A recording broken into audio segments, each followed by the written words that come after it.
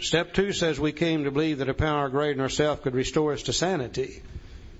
Well, if we got to be restored to sanity, that indicates we must be insane. And many alcoholics are highly offended when you bring this up. They say, "Oh, don't tell me I'm insane.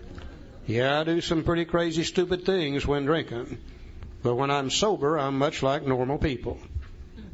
Other alcoholics say, "Well, I don't have any trouble with this insanity because I remember the crazy, stupid things I did while drinking." In either case, they're referring to the stupid things we do while drunk. No, that's not insanity. The stupid things we do while drunk, that's caused by a mind that is filled with alcohol, which lowers the inhibitions. And if your mind is filled with something that lowers your inhibitions, look out. You're going to do some pretty crazy, stupid things, all right. That's why they give all that free booze downstairs. That's not insanity. That's caused by alcohol itself. In order for us to understand this, we finally had to go back to the dictionary again and to look up the word sanity or the word sane. And it's defined in the dictionary as wholeness of mind or completeness of mind. If your mind is whole, if your mind is complete, that means you can see the truth about everything around you. You'll normally make decisions then based on truth, and life turns out to be pretty good. An insane mind is one that is less than whole. A mind that is less than whole cannot always see the truth about everything around it. Sometimes makes a decision based upon a lie, and then life becomes pretty lousy. To be insane does not mean you're crazy. If you're crazy, that means you've lost more than half your marbles, and you got to be locked up somewhere to protect you and society from you. That's craziness, but insanity is just less than whole. I think one of the best ways I know to illustrate it is just, let's take a pie. Set it here in front of us. Let's cut that pie into 10 pieces. You come along and I give you a piece of pie. My pie is now less than whole, but hell, I've still got 90% of it. Somebody else comes along, I give them a piece of pie. My pie is now more or less than whole, but I've still got 80% of it. Insanity does not mean you're all gone. It just means you're not quite all here. Now, when it comes to alcohol, from time to time, it seems as though we're not quite all here, because we can't always see the truth about alcohol. We make a decision based upon a lie, then we run into the truth, and life becomes an absolute living hell. So let's look within the mind of we alcoholics. Just before we take the first drink, stone cold sober, can we or can we not see the truth? If we can see the truth, we're sane. If we can't, we're insane. Now, Bill is going to show us this by a series of examples. He's going to give us the man of 30. He's going to look at Jim. He's going to look at the jaywalker. And he's going to look at Fred. And each time we're going to look into the mind to see if we can or cannot see the truth about alcohol. Let's look at it in just a few minutes. This chapter is called More About Alcoholism. It could be called More Truth About Alcoholism. Now, I've heard all my life, if you know the truth will set you free. And if you're not free, it's because you don't know the truth. And this chapter here is to give me more truth so I can base my life upon truth rather than upon things that are not true. It said most of us have been unwilling to admit that we were real alcoholics. No person likes to think that he's bodily and mentally different from his fellows. Therefore, it's not surprising that our drinking careers have been characterized by countless vain attempts to prove that we drink like other people. The idea that somehow, someday, he will control and enjoy his drinking is the great obsession of every abnormal drinker. The persistence of this illusion is astonishing. Many pursue it into the gates of insanity or death.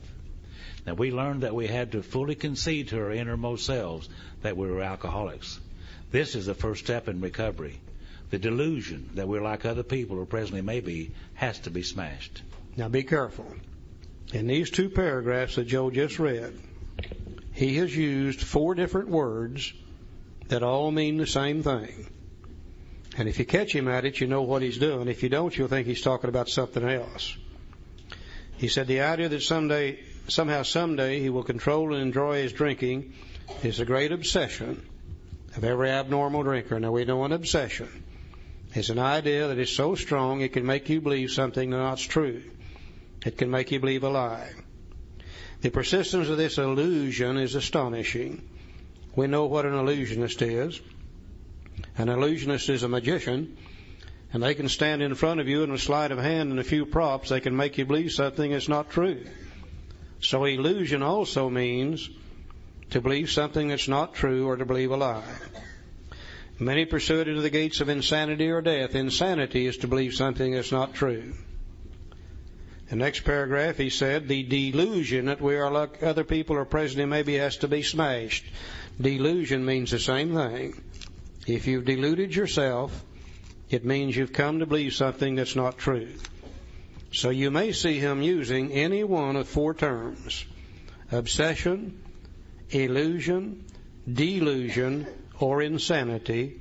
All four mean exactly the same thing: to believe something that is not true or to believe a lie. Let's go over to page 32, second paragraph. Let's look at the lie the man of 30 believed. Said a man of 30 was doing a great deal of spree drinking. He was very nervous in the mornings after these bouts and quiet himself with more liquor. He was ambitious to succeed in business, but saw that he would get nowhere if he drank at all. Once he started, he had no control whatever. Now, he made up his mind that until he had been successful in business and retired, he would not touch another drop. An exceptional man. He remained bone dry for 25 years and retired at the age of 55 after a successful and happy business career. Then he fell victim to a belief which practically every alcoholic has, that his long period of sobriety and self-discipline had qualified him to drink as other men. Out came his carpet slippers and a bottle. In 2 months he was in a hospital, puzzled and humiliated. Now, he tried to regulate his drinking for a while, making several trips to the hospital meantime. Then, gathering all his forces, he attempted to stop altogether and found that he could not. Every means of solving his problem which money could buy was at his disposal. Every attempt failed. Though a robust man in retirement, he went to pieces quickly and was dead within 4 years. Now, this case contains a powerful lesson. Most of us have believed that if we remain sober for a long stretch, we could thereafter drink normally. But here is a man who at 55 years found where he has just left off at 30. We have seen the truth demonstrated again and again. Once an alcoholic, always an alcoholic. Commencing to drink after a period of sobriety, we're in a short time as bad as ever. Now, if we're planning to stop drinking, there must be no reservation of any kind, nor any lurking notion that someday we'll be immune to alcohol. Now, we know the truth to be this: once an alcoholic, always an alcoholic. We've never seen one single case where one of us was able to go back to successful drinking. Now, to believe anything different than that is to believe something that is not true or to believe a lie. This guy believed that after 25 years of sobriety, he could now drink like normal people. Now, based upon that belief, he took a drink, triggered the allergy, couldn't stop. 4 years later, he's dead. Now, is his real problem, though, the fact that he has a physical allergy to alcohol or a form of insanity that tells him it's okay to drink alcohol after 25 years of sobriety? The real problem then is in our mind, telling us we can drink, rather than in our body that ensures that we can't drink. Let's go to page 34, second paragraph. For those who are unable to drink moderately, the question is how to stop altogether. We are assuming, of course, that the reader desires to stop. Whether such a person can quit upon a non-spiritual basis depends upon the extent to which he's already lost the power to choose whether he will drink or not. Many of us felt we had plenty of character. There was a tremendous urge to cease forever, yet we found it impossible. This is the baffling feature of alcoholism as we know it, this utter inability to leave it alone, no matter how great the necessity or the wish. How then should we help our readers determine to their own satisfaction whether they are one of us? The experiment of quitting for a period of time will be helpful, but we think we can render an even greater service to alcoholic sufferers and perhaps to the medical fraternity. So we shall describe some of the mental states that precede a relapse into drinking, for obviously this is the crux of the problem. What sort of thinking dominates an alcoholic who repeats time after time the desperate experiment of the first drink? Friends who have reasoned with him after a spree which has brought him to the point of divorce or bankruptcy are mystified when he walks directly into a saloon. Why does he? Of what is he thinking? Our first example is a friend we shall call Jim. Now we're going to look in old Jim's mind just before he gets drunk. And we're going to see whether he is sane or insane. Joe loves Jim. Yeah, I love old Jim. I identify with Jim. Our first example is a friend we shall call Jim. This man has a charming wife and family. He inherited a lucrative automobile agency. He had a commendable war record. He's a good salesman. Everybody likes him. Typical alcoholic, isn't he? He's an intelligent man and normal so far as we can see, except for a nervous disposition. Now, he did no drinking until he was 35. In a few years, he became so violent when intoxicated that he had to be committed. On leaving the asylum, he came into contact with us. Now, we told him what we knew of alcoholism. They told him about step one, the physical allergy, the obsession of the mind, the powerless condition. And the answer we had found. They told him about step two, the power greater than ourselves could restore us to sanity. Now, he made a beginning. A little later on, the book says step three is just a beginning. So apparently Jim took steps 1, 2, and 3, and immediately things started to get better for him. His family was reassembled, and he began to work as a salesman for a business he'd lost through drinking. And all went well for a time, but he failed to enlarge his spiritual life. The book's going to tell us the only way we enlarge on step 3 is 4, 5, 6, 7, 8, 9, 10, 11, and 12, and Jim didn't do any of those. 1, 2, and 3. To his consternation, he found himself drunk a half a dozen times in rapid succession. Now, on each of these occasions, we worked with him, reviewing carefully what had happened. Oh, these were good AA members. Jim got drunk 6 times in a row. Each time they went over there and worked with him, carefully reviewing what had happened. You get drunk 6 times in a row today, they probably won't have anything to do with you. These were good, solid AA members. He agreed he was a real alcoholic and in serious condition. Now, he knew he faced another trip to the asylum if he kept on. Moreover, he would lose his family from whom he had deep affection. Yet he got drunk again, and we asked him to tell us exactly what happened. They're getting a little tired of Jim now. They said, my God, Jim, this is 7 times in a row. Let's don't go through this anymore. You sit down here, and you tell us exactly how this has happened. Now, on page 36, we're going to see where Jim was sane, and then we're going to see where he went insane. Well, this is his story. I came to work on Tuesday morning. And we read this book for years before we saw this. I came to work on Tuesday morning.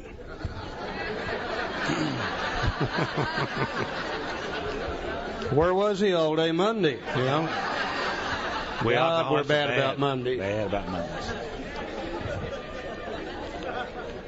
And he said, I remember I felt irritated that I had to be a salesman for concern I once owned. Now, I don't think that's insanity. That's probably normal thinking. I think any of us that had to be a salesman for a concern we once owned would probably be a little irritated by that fact, too. That's normal, sane thinking. He said, I had a few words with the boss, but nothing serious. The boss probably said, say, Jim, by the way, where were you all day yesterday anyhow? Nothing serious, just enough to irritate him. He's a little restless, and a little irritable, and a little discontented.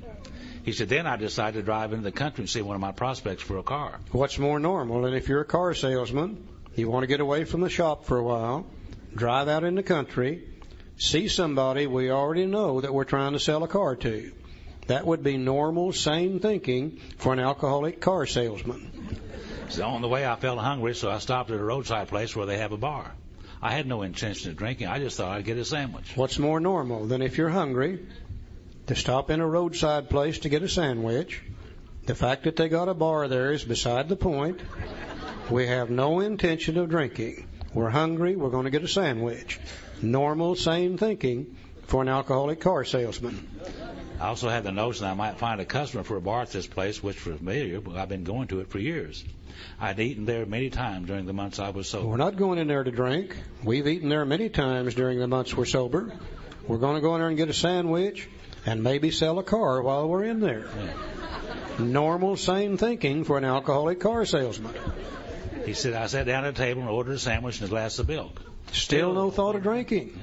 What's more normal than to sit down at a table, order a sandwich and a glass of milk? Normal, sane thinking for an alcoholic car salesman.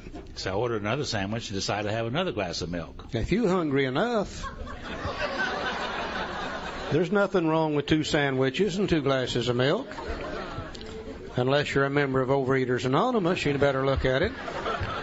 But that would be normal, sane thinking for an alcoholic car salesman. 2 sandwiches, 2 glasses of milk.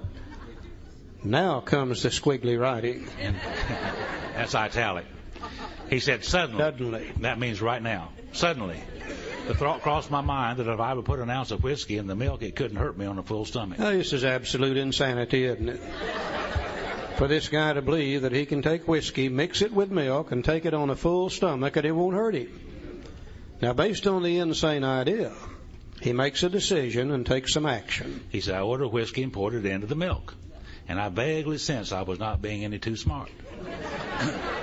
But felt reassured as I was taking the whiskey on a full stomach. Now we've got it inside of ourselves. The physical allergy takes over. Now then, we can't stop. The experiment went so well that I ordered another whiskey and poured it into the milk. That didn't seem to bother me, so I tried another. Can you imagine how he's going to feel with whiskey and milk back and forth? What a hangover he's going to have. Thus started one more journey to the asylum for Jim. Here was a threat of commitment, the loss of family and possessions, to say nothing of that intense mental and physical suffering which drinking always caused him. Now, he had much knowledge about himself as an alcoholic.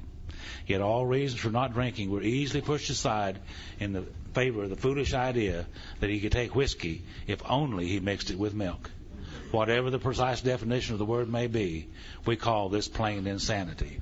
How can such a lack of proportion of the ability to think straight be called anything else? And if you were looking for a definition of insanity, that would be it right there. The lack of a proportion of the ability to think straight to be called anything else. Now, is Jim's real problem the fact that he has a physical allergy to alcohol? Or that he has a form of insanity that tells him it's okay to drink alcohol mixed with milk on a full stomach? The real problem centers in the mind telling us we can drink, rather than the body that ensures that we can't. Page 37, last paragraph. Our behavior is as absurd and incomprehensible with respect to the first drink as that of an individual with a passion, say, for jaywalking. He gets a thrill out of skipping in front of fast-moving vehicles. Now, I don't understand this guy at all. But I can see him out here on the interstate, waiting for a truck or a bus to come down through there, jumps out in front of it, spins around 2 or 3 times, sees how close it can come to hitting him without actually hitting him. For some reason, he gets a thrill out of it. Don't understand him, but I can see him doing it. He enjoys himself for a few years in spite of friendly warnings. People say, hey, Bill, you better quit doing that. You're going to get yourself hurt. Up to this point, you would label him as a foolish chap having queer ideas of fun. Luck then deserts him, and he's slightly injured several times in succession. He's getting a little older now. He can't move as fast. I begin to hit him once in a while. Nothing serious. He just kind of bounces off of him. You would expect him, if he were normal, to cut it out. But presently he's hit again, this time has a fractured skull. Now, he got hurt bad this time. Within a week after leaving the hospital, a fast-moving trolley car breaks his arm. He gets hurt bad again. Now, he sings their national anthem. He tells you he's decided to stop jaywalking for good. He said, man, I'll never do that again as long as I live. But in a few weeks, he breaks both legs. On through the years, this conduct continues, accompanied by his continual promises to be careful or to keep off the streets altogether. Finally, he can no longer work. He's just so beat up now he can't hold a job. His wife gets a divorce. She started supporting him and the kids and the hospital bills, and he's held up to ridicule. He tries every known means to get the jaywalking idea out of his head, not his body, his head. He shuts himself up in a treatment center, hoping to mend his ways. But the day he comes out, he races in front of a fire engine, which breaks his back. Such a man would be crazy, wouldn't he? Now, you may think our illustration is too ridiculous, but is it? We who have been through the ringer have to admit, if we substituted alcoholism for jaywalking, the illustration would fit us exactly. However intelligent we may have been in other respects, where alcohol has been involved, we've been strangely insane. Strong language, but isn't it true? Oh, I think that's so appropriate today. You know, once again, because of education, many people are getting to us before they have to lose everything. Occasionally, you see somebody come in here that's still married. Once in a while, they come in and they've got a job. Believe it or not, I saw one come in about a month ago, and he still had an automobile. And we start talking to those people about insanity. They say, man, don't tell me I'm crazy.